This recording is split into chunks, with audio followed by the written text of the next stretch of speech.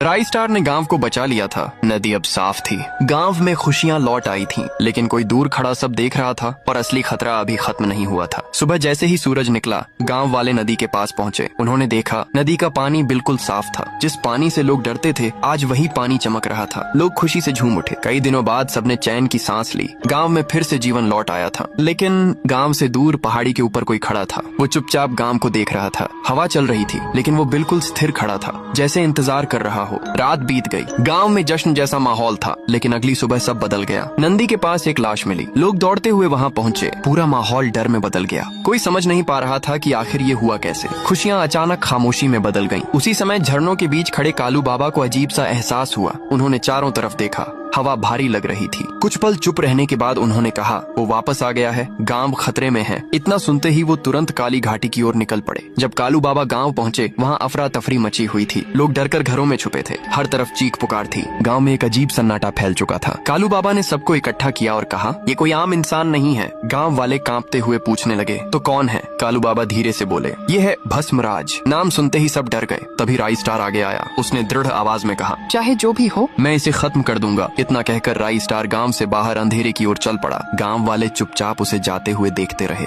हवा अचानक ठंडी हो गई। दूर पहाड़ी पर फिर वही परछाई दिखाई दी, जो शुरू से गांव को देख रही थी। जैसे उसे पता हो राई स्टार खुद उसके पास आ रहा है। क्या राई स्टार भस्मराज को रोक पाएगा? कमेंट में जरूर